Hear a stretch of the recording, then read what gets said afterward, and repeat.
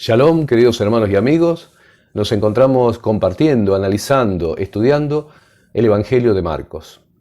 Marcos, capítulo 1, versículo 19 nos dice: Pasando de allí, un poco más adelante, vio a Jacobo, hijo de Zebedeo, y a Juan su hermano, también ellos en la barca que remendaban las redes. Este Jacobo, que es nombrado aquí, apóstol, es el que luego veremos asesinado a espada en el libro de los Hechos, capítulo 12, versículo 2. Esto fue profetizado por Yeshua, lo cual vemos en el Evangelio de Mateo, capítulo 20, versículo 23, en aquel momento en que la madre de ellos le pidió que sea colocado en el reino al lado del trono. La aclaración que tenemos en el libro de los Hechos acerca de que fue a espada tiene el sentido de que fue una muerte no examinada por el llamado Sanedrín. Este último cuerpo habría dictaminado una muerte por lapidación. En aquella semana en la cual fue asesinado Jacobo, es puesto también en prisión Pedro y liberado por un ángel. Luego de la liberación de Pedro, lo cual podemos ver en el libro de los Hechos, se sucede la muerte de los guardias y un tiempo más adelante la muerte de Herodes Agripa I, el cual era nieto de Herodes el Grande, que fue precisamente el que amplió el llamado Segundo Templo y que fue responsable de la matanza en Belén. Como vemos, las circunstancias se han encadenado y aquellos que fueron responsables del asesinato de Jacobo terminaron pagando. Hay algo importante para entender en Hechos, y es que luego de la muerte de Esteban, recomiendo la lectura del libro de los Hechos, por supuesto, se produjo una persecución importante, y producto de esta persecución, algunos líderes llevaron la palabra a Antioquía, y muchos gentiles se convirtieron. Esto, sumado a que Pedro lleva la palabra a Cornelio, genera posiblemente la animosidad de parte de muchos judíos, los que, asusados por los saduceos, condujeron a que Herodes se atreva a perseguir a la naciente iglesia. Ahora, algo para destacar, que he visto que ha habido errores en el pasado, muchas veces en teólogos y comentaristas cristianos, protestantes, es que este Jacobo no es el que aparece en el primer concilio de Jerusalén, lo cual vemos en Hechos 15. Este último, el Jacobo del concilio de Jerusalén, es el medio hermano del Señor, del cual habla Pablo en la carta a los Gálatas. Lo podemos ver en el capítulo 1, versículo 9, y en el capítulo 2, versículo 19. En el año 62 o 63, este último Jacobo, el medio hermano del Señor, o sea, cuando digo medio hermano me refiero a hijo de Miriam y de Yosef, o sea, de María y José. ¿Por qué medio hermano? Porque sabemos que Yeshua fue concebido por Ruach HaKodesh, fue por una concepción sobrenatural de Espíritu Santo. En el año 62 o 63, este Jacobo, medio hermano del Señor, fue convocado por el sacerdote Ananías para que rechazara públicamente la fe. Y como se negó a hacerlo, fue arrojado desde el templo y murió luego golpeado en el suelo. Esto es importante saberlo, porque este Jacobo, el medio hermano del Señor, diferente a este Jacobo que estamos nombrando aquí en Marcos 1:19, fue un hombre reconocido por todo el judaísmo, y cuando los saduceos lo asesinan, esto creó un revuelo bastante importante entre los fariseos.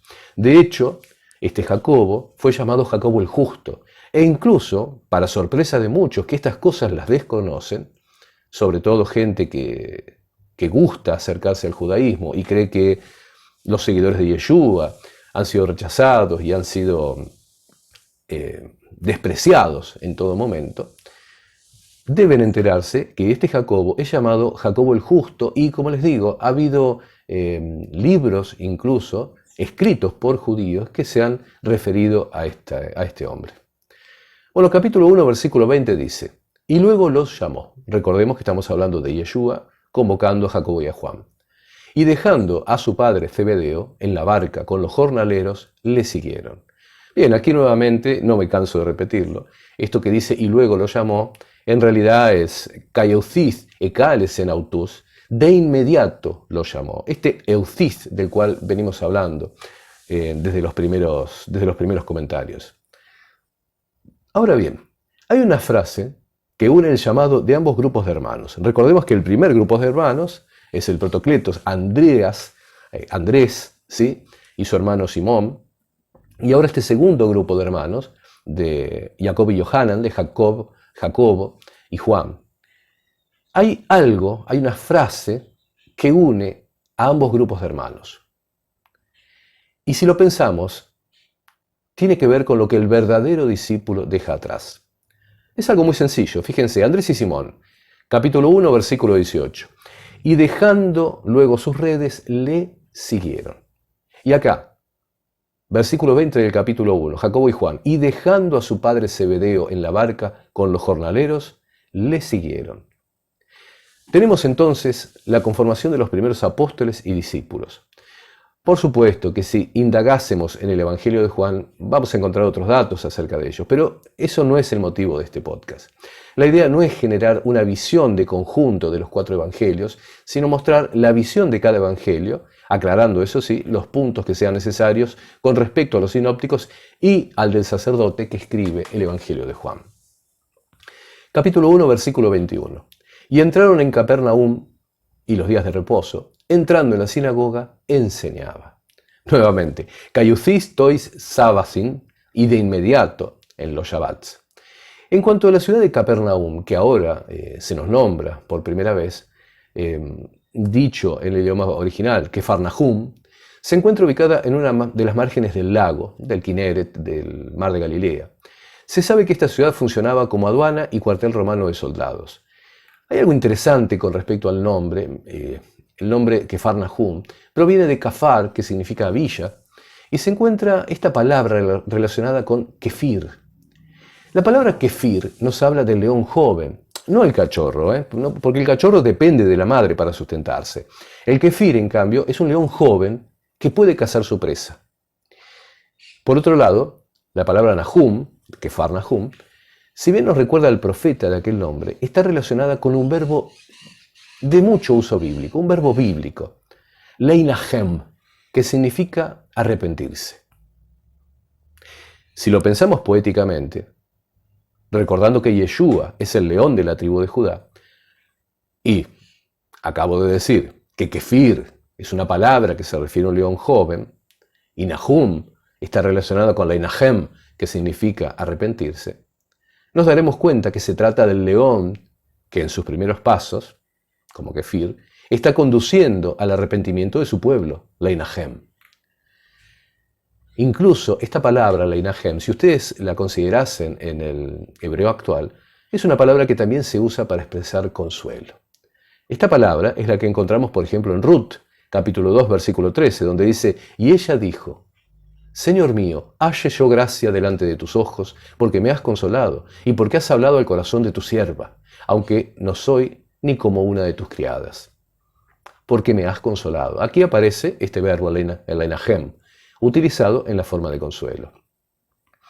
Esta fórmula que vemos aquí en el 1.21, de enseñar en Shabbat, se va a repetir luego en los apóstoles, discípulos y los primeros seguidores. Una cuestión interesante es el reconocimiento del cual gozaba Yeshua como rabino, porque claro, no cualquiera hubiera enseñado en ese ámbito. Capítulo 1, versículo 22. Y se admiraban de su doctrina, porque les enseñaba como quien tiene autoridad y no como los escribas. Antes de pensar en el versículo, quisiera explicar algo.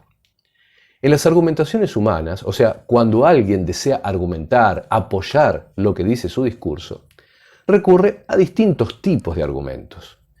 Algunos de ellos son lo que en retórica se llama una falacia. Una falacia es un argumento falso, es un argumento que tiene la apariencia de válido, pero resulta que no lo es. Existen muchos tipos de falacias, o sea, hay varios tipos de argumentos que parecen verdaderos, pero no lo son. Una de estas falacias es lo que se llama en latín magister dixit. Lo repito despacio. Magister o magister dixit. Les explico algo. El latín tiene más de una forma de ser pronunciado. No nos ha llegado una forma única de pronunciar el latín. De hecho, hay un latín, por ejemplo, que se pronuncia exclusivamente en el Vaticano y en el ámbito del sacerdocio católico romano. Y luego un tipo de latín que es el que se aprende, por ejemplo, en las universidades.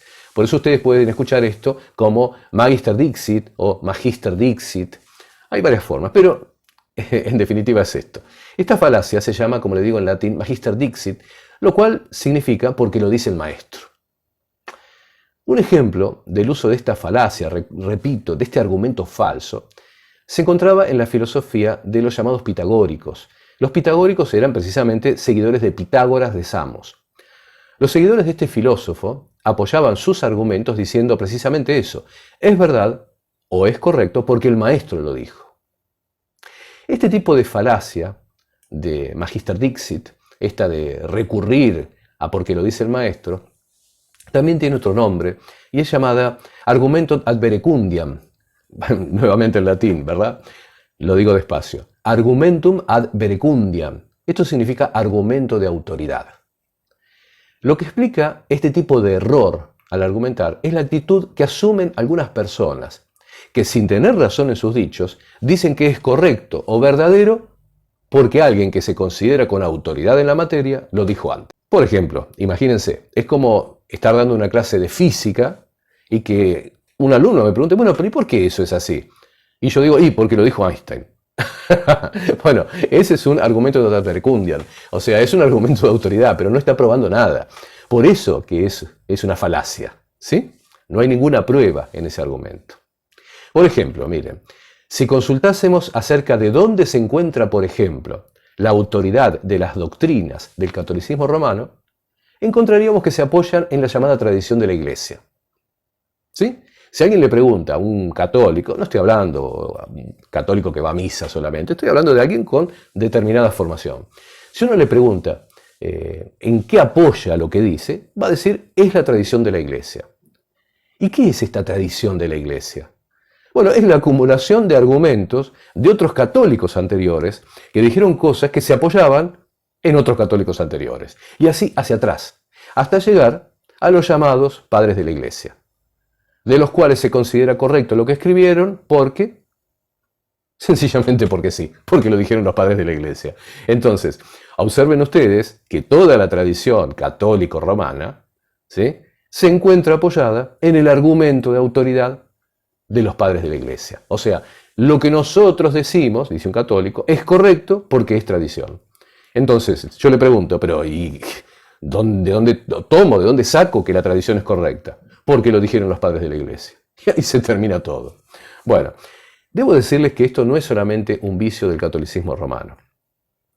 Cuando se lee cualquier comentario del judaísmo, este siempre cita la autoridad de alguien. Y ustedes lo pueden leer, por ejemplo, en cualquier texto del Talmud. Como dijo el rabino tal o como dijo el sabio tal, creando su propia tradición argumental. Algo es correcto porque tal rabino lo dijo. Y ni hablar de cualquier cuestión corrupta que incluso el Sanedrín de cualquier época pudo haber dicho. Miren, hace años viví esta situación, conversando con una persona que no llegaba a un año de haber ingresado en las llamadas raíces de la fe. Vi que portaba un tzitzit, ¿sí?, que son los flecos, digámoslo, que utilizamos en el borde de nuestra ropa. Usaba tzitzit de color blanco. Le pregunté por qué los usaba de color blanco. La respuesta que me dio fue, un Sanedrín calificado lo había decidido y ahora debían usarse blancos. Porque supuestamente la vesícula del caracolito con la cual se obtenía el color azul, que indica la Biblia, ya no existía más, entonces a partir de ahora se usaba de color blanco. Mi sencilla pregunta fue, ¿pero acaso la Biblia no dice que debe ser de color azul? Se encontrarán con esto, con que no hay un argumento. ¿Cuál es el argumento? Trasladarse a la supuesta autoridad de un Sanedrín calificado, que como dejó de conseguir el caracolito del cual se sacaba el color azul, dictaminó que ahora debía ser de color blanco. Yo me pregunto, ¿acaso no fue un Sanedrín calificado el grupo de personas que pretendieron que Pedro dejase de predicar en Jerusalén? Les soy franco, en lo que a mí respecta, me preocupa muy poco lo que un Sanedrín de personas que rechacen a Yeshua como Señor y Salvador, como Mesías e Hijo de Dios, puedan llegar a dictaminar. En el momento en que Yeshua da sus prédicas en Cafarnaum, los escribas eran personas a las cuales se les reconocía una supuesta autoridad doctrinal, por conocer prácticamente de memoria las Escrituras. Sin embargo, las propias personas del pueblo reconocían que estas personas no gozaban de la verdadera autoridad. ¿A qué me refiero? Esto es lo que en hebreo bíblico se conoce como memshalah. Lo digo despacio, memshalah. Esta palabra, por ejemplo, se emplea en Génesis 1:16, donde dice, e hizo Elohim las dos lumbreras, la lumbrera mayor para que señorease en el día y la lumbrera menor para que señorease en la noche. Hizo también las estrellas. Bueno, las dos grandes lumbreras las hizo para señorear, perdón, las hizo con autoridad en el día y en la noche. Aquí es donde se emplea la palabra memshalá. También les puedo dar otro ejemplo en Primera de Reyes capítulo 9, 19, donde se habla del señorío, memshalá nuevamente, de Salomón sobre todo su reino. O un ejemplo más notorio y que también nos habla de Yeshua, lo encontramos en el Salmo 103, versículo 22, donde dice: bendecid a Yahweh, vosotras todas sus obras, en todos los lugares de su... Y ahí aparece señorío, memshalá. Bendice, alma mía, a Yahweh. Esa memshalá, esa autoridad, es la que estas personas reconocían en Yeshua, la cual no puede compararse a las letras aprendidas de las Escrituras, sino precisamente a la autoridad de aquel que las dictó. Asimismo, solamente personas escogidas por Dios para dar a conocer la sana doctrina no necesitan apoyarse en la autoridad de otro. Versículo 23, Marcos 1:23. Pero había en la sinagoga de ellos un hombre con espíritu inmundo que dio voces, diciendo: ¡Ah! ¿Qué tienes con nosotros, Jesús Nazareno?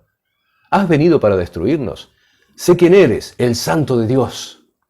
Bueno, estos dos versículos registran un episodio bastante tremendo que se produce en una sinagoga. Y es precisamente la aparición de un hombre con un espíritu inmundo. Ustedes habrán visto que lo dije de acuerdo a lo que es la Reina Valera 1960. Pero hay algunas correcciones que quiero hacer. Bueno, nuevamente, 1.23 tenemos cayusis aquí nos encontramos con y de inmediato había en la sinagoga de ellos. Y de inmediato, la nueva frase, ¿sí? De nuevo la frase, perdón. Ahora bien, quiero corregir esto.